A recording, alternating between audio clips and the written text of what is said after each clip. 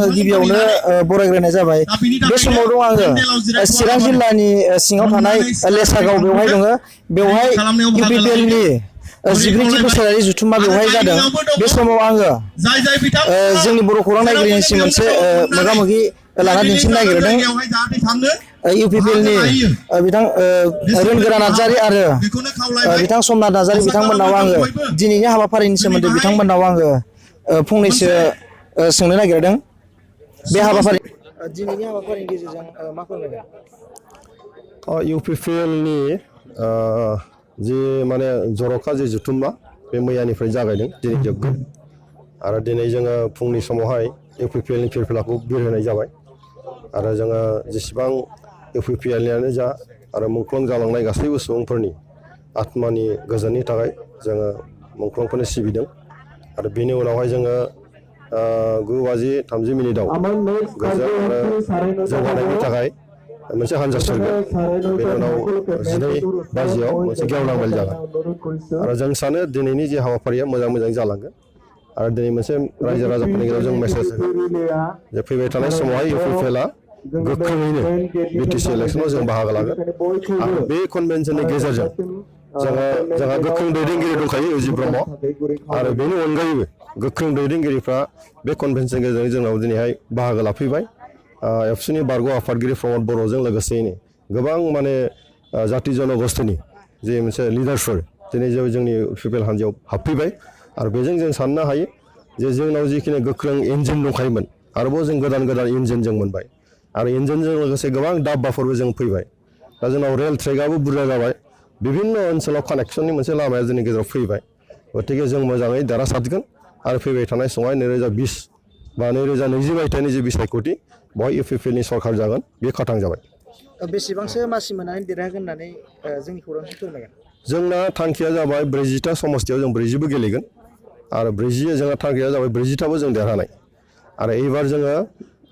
बिराद गोख्रोङै जों गेलेनो थाखाय थांखि लाबाय आरो जों आसा थिदों जों साननाय बायदिनो जों मोनगोन 40नि गेजेराव हयथ' मोनफा मोननैया गुबुनाव थांगोन आरो जोङो 30नि बारा जोङो सिटखौ मोनगोन होननानै जों मिजिंथिदों बिपिएफनि सोरबा आरो बेयाव दैदेनगिरि जयेन जाफैनाय बिपिएफनि गोबां दैदेनगिरिफोर जयेन जादों सासे एमसिएलए फरवार्ड जानानै बिथां जतिन्द्र ब्रह्मआ जोंनाव हाबफैबाय बेनि अनगायैबो जिल्ला पर्यायनि ब्लक लेभेलनि गोबां बिपिएफनि दैदेनगिरिफोर जोंनाव हाबफैदों माखासेया जोंनाव दिनैहाय हाबनो हायाखै बे ब्लक पर्यायाव जागोन जिल्ला पर्यायाव जागोन गतिके बिपिएफल' नङा बेवहाय माने कंग्रेसनिबो फैदों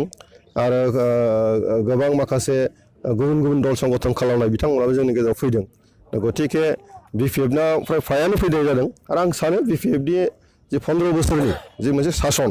बे सासनखौ मानसिफ्रा आंगायबाय ओंखायनो दा गोदान मोनसे सिन्था फैबाय आरो दिनैनि तारिखआव बिटिएडिआबो जिहेतु जोबनानै थांबाय दा बिटिआर फैबाय आरो बिटिएडिखौ सालायग्रा बिपिएफ सरकारा फुराना जाबाय गोजाम जाबाय दा बिटिआर सरकारा गोदान सरकार लुबैदों दा गतिके इउपिपिएलआ गोदान सरकार जागोन हाग्रामा महिलारिनि थासारिया माबायदि जागोन बायदि हाग्रामा महिलारि थासारिनि जि थासारि दिनैनि तारिखआव खोब गाज्रि आरो आं दहायनो बुंदों जे 15 बोसोर बिथांमोना सालायबाय मानसिफ्रा आंगायबाय आरो बिथांनि जि सासन बे सासननि प्रति गावसिनि हान्जायावनो बेखौ असन्तुष्टआ बारायलांबाय दा गतिके बिथाङा फैबाय थानाय समावहाय बिथांनि हान्जाया जोबलांसिगोन आरो गोदानै रायजो राजाफ्रा गोदान सरकार हिसाबै इउपिपिएलखौ नाजावनानै लासिगोन दिनै बेवहाय सुबुङा बेसेबांसो गेदारिं जागोन होननानै फोरमायगोन बेवहाय जोङो सुबुङा हाजार मानसिफ्रा दिनै फैगोन एक्सुवेलि बेवहाय लाख जागोन ना 2 लाख जागोन बेखौ समाजआ खोन्थासिगोन खिन्थु जों आसा थिदों जे 30,000निफ्राय बारायलांगोन गोजौआव आरो बेवहाय सुबुंनि बाना जागोन आरो बेजोंनो मोनसे मेसेज थांगोन रायजो राजानि गेजेराव जे फैबाय थानाय समावहाय जे इउपिपिएलनि प्रग्रामाव नोंथांमोना मा थांखि लाखो इउनाइटेड पिपल्स पार्टी लिबारेलनि जे 4थि बोसोरारि जुथुमा बे 4थि बोसोरारि जुथुमानि गेजेरजों जोङो बेखौनो थांखि लादों जे फैबाय थानाय जे बिटिआरनि इलेक्सन दङ बे बिटिआर इलेक्सनाव जोङो माबोरै जोङो मोनसे मोजां खुंथायखौ लाबोनो हागोन बिनि थाखाय जोङो साखाफारा जादों आरो गोजोनथाव रादाबा बेनो जे जोंनि बे जुथुमायाव दिनै गोबां गुबुन आफाद आरो दोलोनिफ्राय जोंनि बे UPPL दोलोआव बिथांमोना जइन जाफैदों। मोनसे समनि दुलाराय बर' फरायसा आफादनि मानगोनां आफादगिरि सा प्रमद बर' बिथाङाबो मैया जोंनि बे UPPL राजखान्थि हान्जायाव बिथाङाबो जइन जाफैबाय। बेजों लोगोसे 90 जननिबो बारा बेबादि गुबुन गुबुन फरायसा आफादाव मावबोनाय दैदेनगिरि बिथांमोन, गुबुन गुबुन राजखान्थि दोलोआव मावबोनाय दैदेनगिरि बिथांमोन, इभेन दानि सिटिं MCLA पर्बत जरानि जतेन्द्र ब्रह्म बिथाङाबो सासे MCLA मोन BPFनि, बिथाङाबो मैया जइन जाबाय। दा बिनि गेजेरजों बेनो रोखा जे जोंनि बे BTR ओनसोलाव थानाय गासिबो हारि माहारिया फैबाय थानाय समाव मोनसे गुस्लायनायखौ लुबैदों, मोनसे चेन्ज, पलिटिकेल चेन्ज, मोनसे परिबर्तनखौ लुबैदों,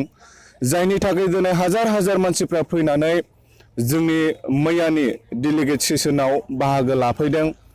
आरो जोंनि पार्टियाव जइनबो जाफैदों। आरो दिनैनि जे जानो गोनां गेवलां मेल, बे गेवलां मेलावबो बेबायदिनो रोजा रोजा सुबुंफ्रा फैनानै बाहागो लाफैगोन। आरो बिनि गेजेरजों बेनो रोखा जे फैबाय थानाय समाव जे BTRनि इलेक्शन, बे BTRनि इलेक्शनाव UPPL राजखान्थि हान्जाया देरहासार जागोन आरो जोङो मोनसे मोजां खुंथायखौ दानो हागोन होननानै जोंहा फोथायनाय दङ। BJPजों माबा मोनसे एलायन्स जानायनि माबा मोनसे मोजां मेसेज दङ? BJPजों एलायन्स जानाय जायैखौ लानानै जोंनि दोलोआव दासिमबो बेबायदि सावरायनायखौ लाथ'वाखै। हयथ' जोंनि मिरुनि दैदेनगिरि बिथांमोना बावैसोनि उनावनो जिरायगोन आरो बिनि सायाव बिजिरनानै नायगोन। दा बिनि सायाव आं जेबो बुंथ'नो नागिरा।